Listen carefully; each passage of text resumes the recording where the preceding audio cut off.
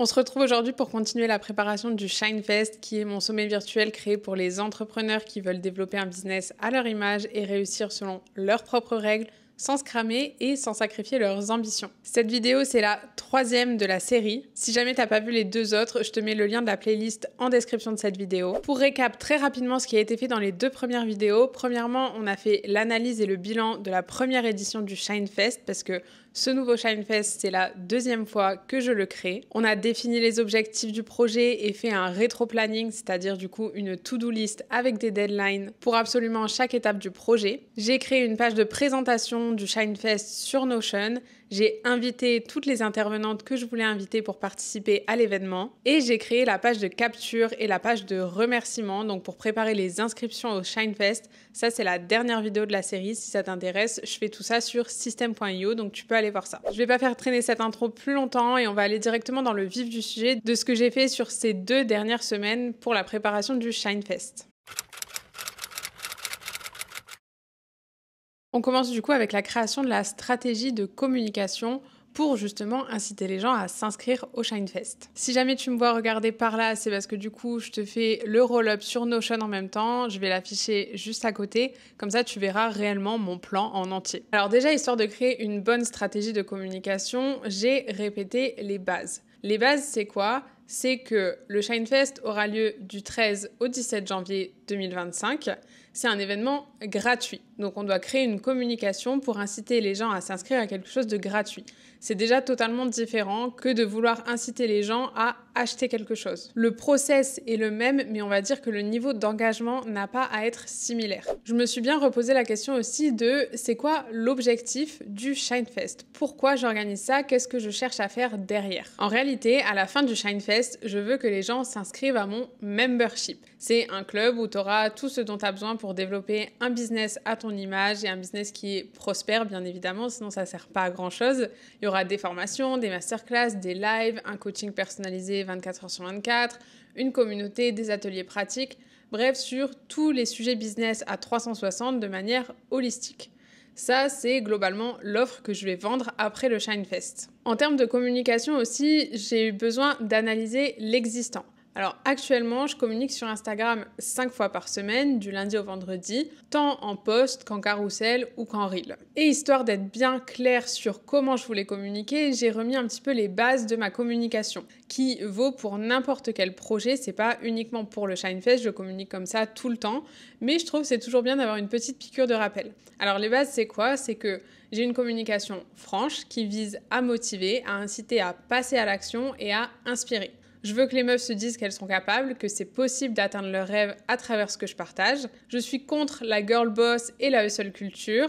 Mon message principal, c'est quoi ? C'est je t'aide à créer et développer un business qui soit 100% toi, qui te permet de retrouver du kiff et de la liberté au quotidien sans pour autant sacrifier tes ambitions. Le but, c'est d'arrêter de rêver ta vie et d'enfin vivre tes rêves. Et mon credo, globalement, c'est travailler moins, mais mieux. Donc là, globalement, on a posé les bases pour la stratégie de communication. J'ai ensuite fait mes objectifs. Mes objectifs, donc j'ai fait court, moyen et long terme. Mon objectif de communication à court terme, c'est quoi ? C'est très simple, c'est de toucher le plus de monde possible pour que un maximum de personnes s'inscrivent au ShineFest. Mon objectif de communication à moyen terme, on en a parlé juste avant, c'est du coup, après le ShineFest, de vendre mon membership. Et mon objectif à long terme, donc bien au-delà du ShineFest ou du membership, c'est quoi ? C'est de fédérer une communauté qui soit soudée et engagée. Je cherche pas juste à avoir des abonnés pour l'ego. Je veux que les meufs qui me suivent deviennent fans de moi et puissent pas se retenir de commenter mes contenus, d'acheter mes produits, etc.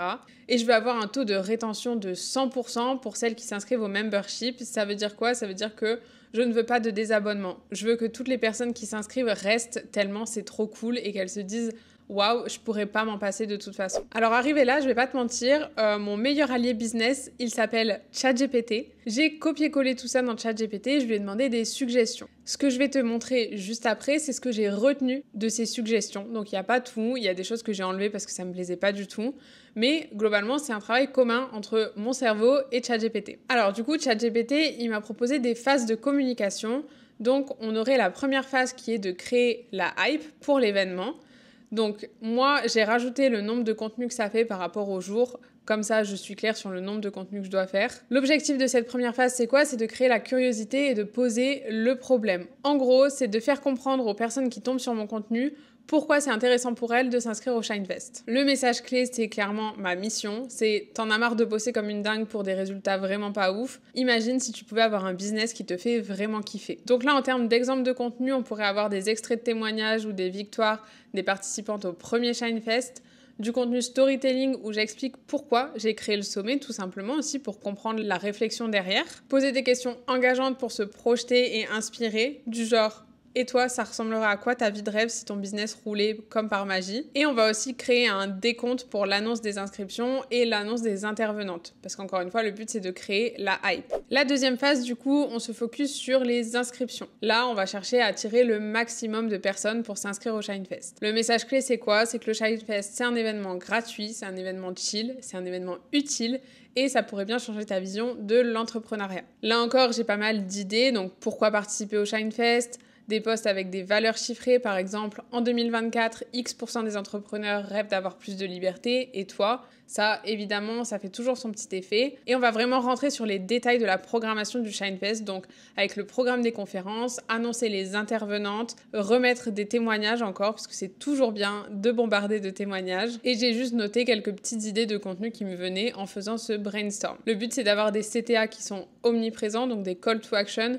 pour renvoyer vers la page d'inscription du Shine Festival. Troisième phase, du coup, on a la phase de dernière ligne droite. Donc là, on va vouloir maximiser à fond les inscriptions avant l'événement. Le message clé, c'est quoi? C'est t'as rien à perdre et au contraire, t'as tout à gagner en participant. Là, c'est plus une phase où on va se concentrer sur les possibles objections. Donc les gens qui vont dire j'ai pas le temps, je sais déjà ce qu'on me propose, c'est trop compliqué, je suis trop timide, j'ai pas encore de business, je me suis déjà inscrite à plein de trucs gratuits et ça m'a jamais servi, etc., etc. On va essayer de focus sur les stories, sur les lives, sur des reels assez courts pour justement aussi teaser le sujet des conférences pour donner envie de s'inscrire. Le but, c'est qu'ils comprennent qu'il y a ultra de valeur à gagner en s'inscrivant à cet événement qui est gratuit. Donc il n'y a pas de raison de ne pas s'inscrire, bien au contraire. La phase 4 de communication, ça va être pendant le Shine Festival. Donc les inscriptions seront encore ouvertes la semaine où ça aura lieu. Le but là, ça va être d'engager au max les inscrites et de teaser le membership tout doucement. Le message, c'est il faut que tu passes à l'action pour transformer ton quotidien. Là, je vais focus sur les coulisses du sommet. Je vais repartager ce que les participantes mettent en story aussi. J'ai prévu de faire des reels aussi avec des moments impactants de chaque talk. Et je vais tout doucement, comme je disais, venir teaser le membership en disant le ShineFest, c'est que le début de ton aventure. Si tu veux prolonger ça parce que t'as kiffé, t'as de la chance parce que c'est exactement ce que je te propose. Ça, petite anecdote, c'est vraiment un message que j'ai eu au premier ShineFest et qui m'a énormément facilité la transition vers la vente de mon offre. En fait, j'ai une personne au live de clôture qui m'a dit mais j'ai adoré ces 5 jours, franchement je suis trop triste que ça se termine, et ça il y en a pas mal qui l'ont dit, qu'elles étaient tristes que ça se termine, que c'était devenu une petite habitude récurrente. Et en fait la personne m'a dit j'adorerais en fait que ça dure tout le temps, pendant 30 jours, 1 mois, 6 mois. Et ça tombait bien parce que du coup, je vendais une offre derrière qui était un accompagnement de 3 mois. Et cette personne est bien évidemment devenue cliente. Et donc, après le ShineFest, dernière phase de communication, on fait la transition pure et dure vers le membership. Donc là, on va faire des stories de vente. Le but, c'est de transformer, comme je disais, l'élan, en fait, le momentum du ShineFest en inscription au membership. Le message, c'est quoi? C'est continue sur ta lancée, reste accompagné pour vraiment faire briller ton business et devenir la star de ton audience. Là, on va mettre des témoignages de clientes avec qui j'ai travaillé, on va faire des stories behind the scenes de comment fonctionne le membership, on va focus sur les questions justement pour les spécificités, les objections, et bien sûr faire une séquence de mails de vente pour les inscrites au ShineFest. Et donc suite à ça, qu'est-ce que j'ai fait? J'ai créé le calendrier éditorial justement en trouvant toutes les idées de posts par rapport à toutes ces phases que je viens de t'expliquer. Donc il y en a énormément parce que je poste 1 fois par jour. Et du coup j'ai fait le calendrier éditorial jusque fin janvier finalement, à la fin de la période de lancement du membership. Tous mes contenus ne sont pas créés, mais j'essaye d'avoir au minimum 1 à 2 semaines d'avance. Actuellement, j'ai une dizaine de jours d'avance et c'est très bien comme ça. Ça me permet de rester quand même dans le moment présent, tout en n'étant pas dans le rush de devoir créer un contenu par jour. Donc je trouve que c'est une très bonne organisation, mais j'ai pas la charge mentale de me dire chaque jour de quoi je vais parler aujourd'hui. Là au moins, toutes mes idées sont listées, j'ai des exemples d'inspiration, etc. pour chaque idée et je n'ai que entre guillemets, on s'entend, à me poser pour rédiger le post, faire le visuel, mais j'ai pas besoin de chercher ce que je dois dire. Voilà du coup pour la stratégie de communication et le calendrier éditorial qui était, je t'avoue, un très gros morceau. Ça m'a pas fait plaisir de faire ça, mais voilà, c'était nécessaire, il fallait que ça se fasse.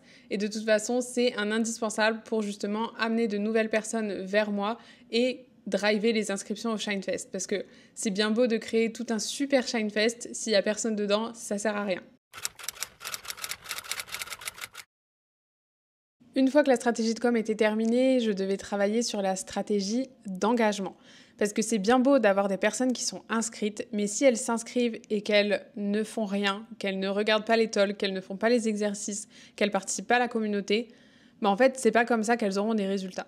Moi, mon but, évidemment, c'est qu'elles soient engagées, parce qu'aussi, plus on est engagé, plus on va faire confiance à la personne qui l'a créé, et plus on voudra justement continuer l'aventure, comme je disais juste avant, et donc rejoindre une offre payante. J'ai remarqué qu'avec mon premier Shinefest, les personnes qui avaient été les plus engagées durant la semaine, c'est les personnes qui étaient les plus à même à acheter. Mais j'ai remarqué qu'il y avait un gros gap entre le nombre de personnes qui s'étaient inscrites, les personnes qui étaient sur le Discord, donc où se passait toute la gamification, et le nombre de personnes qui étaient présentes réellement au live et qui faisaient les exercices pour aller jusqu'au bout. Donc là, je me suis dit, il faut vraiment que je travaille sur cette stratégie d'engagement, parce que moi, mon but, c'est que les personnes tirent le maximum de bénéfices du Shinefest. Bien sûr, moi, j'ai des objectifs marketing derrière, mais je fais quand même cet événement par plaisir, pour vraiment aider mon audience cible.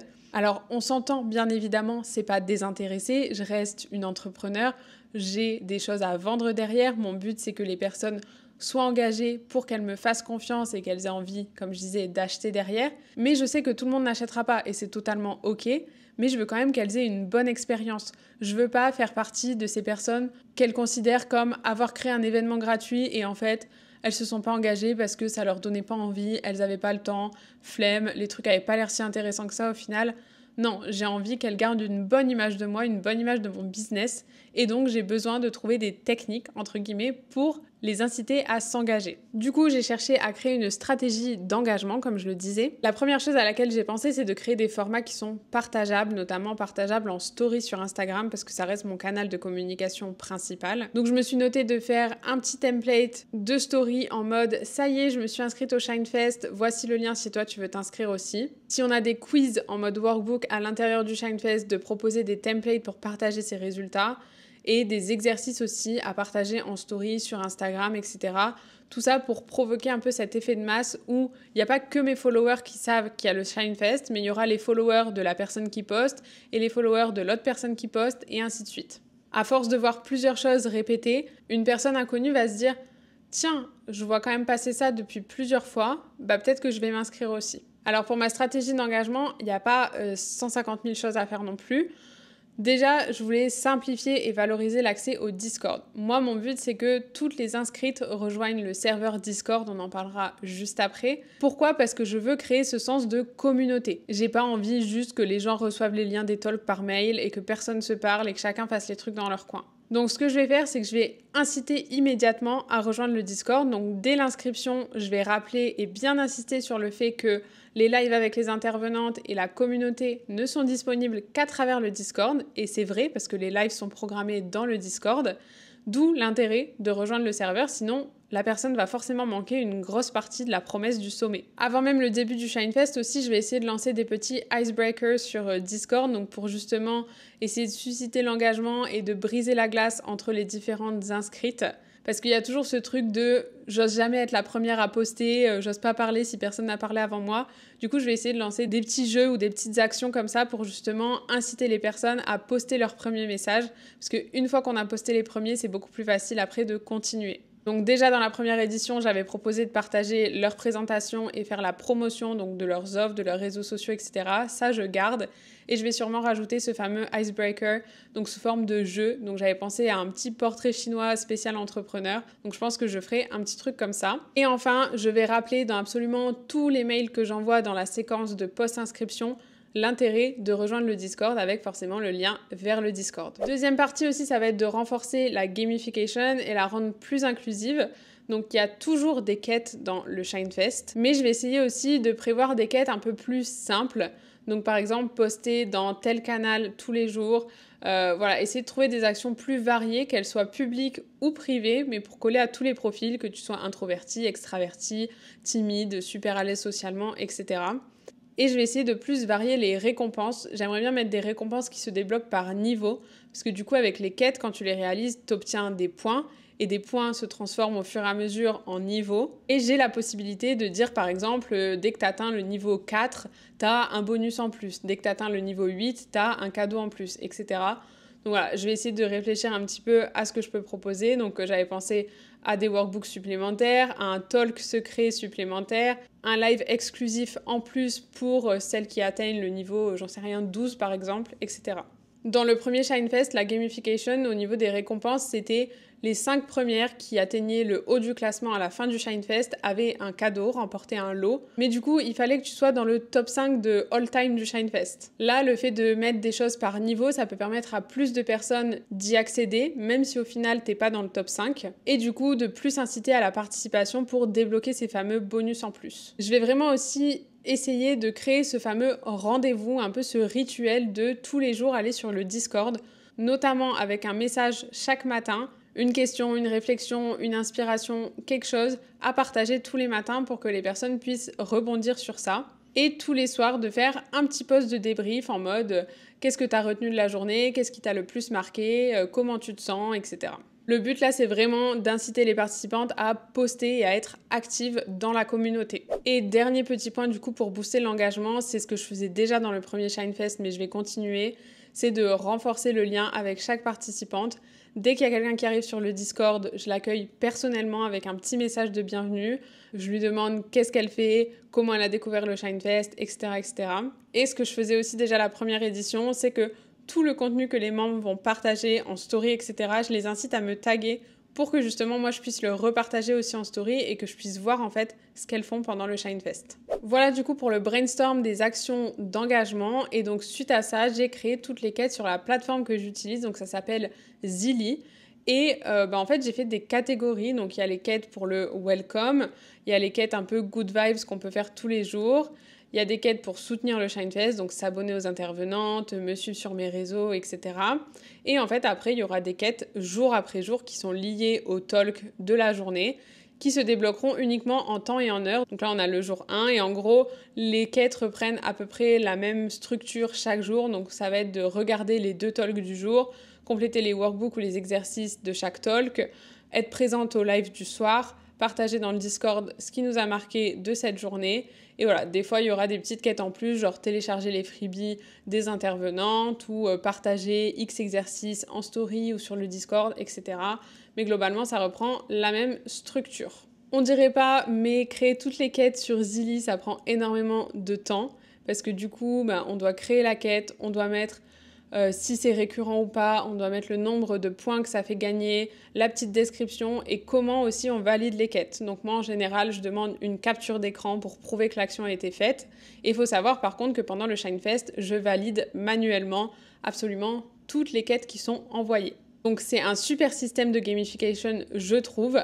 Par contre il faut bien garder en tête si vous faites ça que ça prend du temps. C'est pas un petit truc léger. Et aussi, plus vous avez de personnes dans votre événement et plus ça vous prendra du temps. Forcément, c'est pas pareil s'il y a 50 personnes qui submittent des quêtes tous les jours versus s'il y en a 500.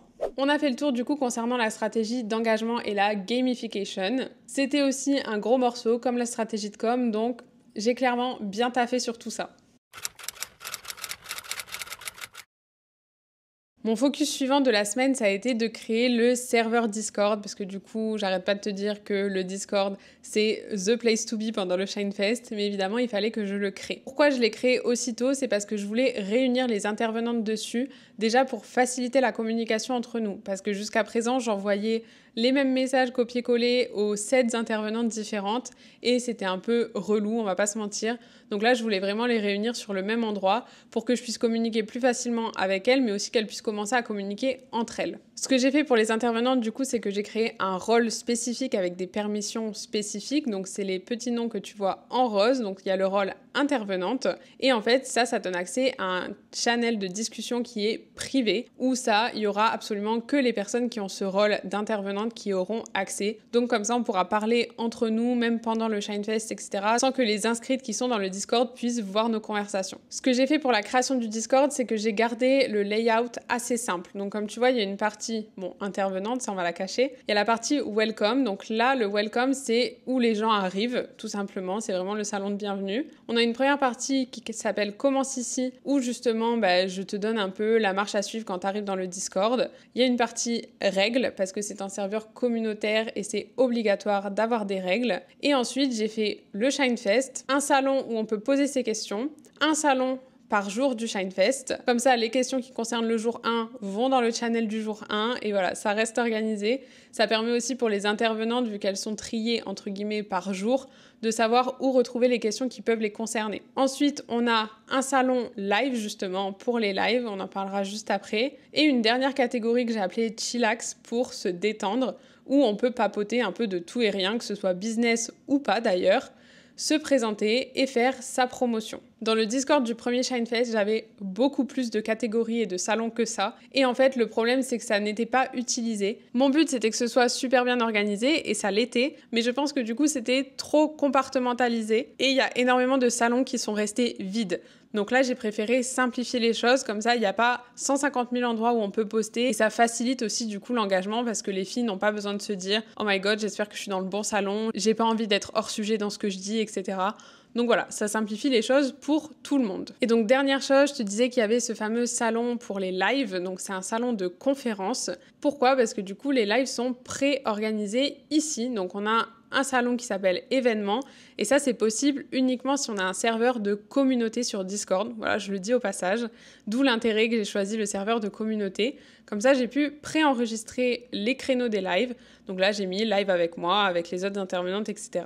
Les personnes peuvent mettre qu'elles sont intéressées, ça fera qu'elles reçoivent un rappel. Et moi, en fait, quand c'est l'heure du live, je pourrais cliquer sur, là c'est partager, mais c'est parce que c'est pas encore l'heure. Mais du coup, je pourrais cliquer sur démarrer et je pourrais prévenir automatiquement toutes les personnes qui sont dans le Discord et du coup ça rejoindra le salon live et au moins ça permet du coup d'avoir un peu comme des salles spécifiques pour chaque intervenante aussi quand elles vont se connecter, etc. Enfin voilà, c'est beaucoup plus pratique d'avoir des lives différents et au moins le planning est très clair. Voilà un peu du coup pour le tour du Discord. Ça paraît compliqué mais ça l'est pas. Si jamais t'es pas familière avec Discord, sache que c'est très facile à prendre en main et moi c'est un outil que j'utilise littéralement tous les jours, que ce soit pour le pro ou pour le perso. Donc voilà, je trouve ça très très pratique pour la création de communautés. Et pour terminer du coup, qu'est-ce que j'ai fini par faire aussi cette semaine par rapport au Shinefest ? C'est que j'ai créé les pages journalières où seront postés les talks. Il y aura une page pour chaque jour du Shinefest et en fait, ces pages seront postées dans le Discord chaque matin à 9h, mais aussi elles seront envoyées par mail tous les matins à 9h aussi. Comme ça permet que s'il y a quand même des gens qui sont pas inscrits sur le Discord malgré tout ce que j'ai mis en place pour attirer là-bas, elles reçoivent quand même les talks. Ça c'est inévitable, il y aura toujours des gens qui vont pas rejoindre les espaces communautaires. Moi ça m'est déjà arrivé où en fait j'ai des challenges qui me plaisent vachement et là on me dit que c'est dans un groupe Facebook et en fait je n'ai pas Facebook et du coup ça m'a complètement démotivée de participer au challenge. Donc voilà, je sais qu'il y aura des gens qui voudront pas télécharger Discord, qui voudront pas s'inscrire sur Discord, même si c'est juste un compte mail, mot de passe et c'est tout. Il y en a qui voudront pas et c'est ok, tant pis, je respecte.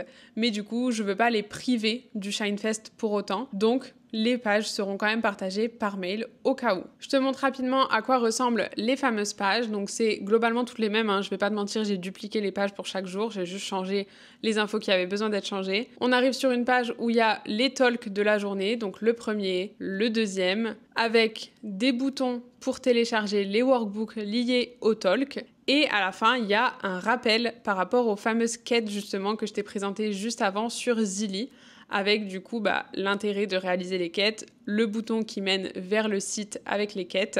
Et voilà. Et globalement aussi, ce que j'ai rajouté, que j'avais pas fait pour la première édition du Shinefest, c'est une pop-up. Quand tu t'apprêtes à quitter la page, je te rappelle que tu dois rejoindre le Discord. Je suis archi forceuse du coup à ce niveau-là.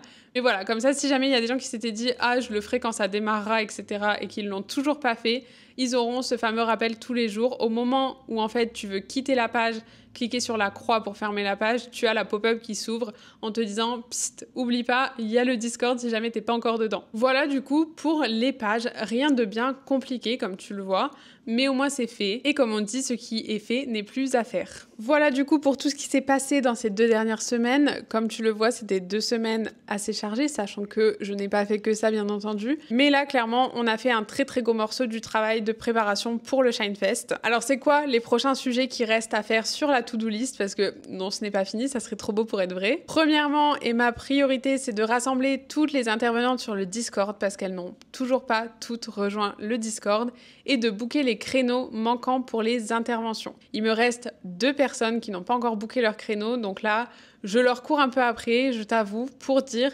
n'oublie pas, il y a ton créneau à booker parce qu'il faut que ce soit fait avant fin décembre. Et à l'heure où je te tourne cette vidéo, on est le 10 décembre, donc il leur reste officiellement 20 jours pour booker leur créneau et créer littéralement leur talk avec les slides, etc.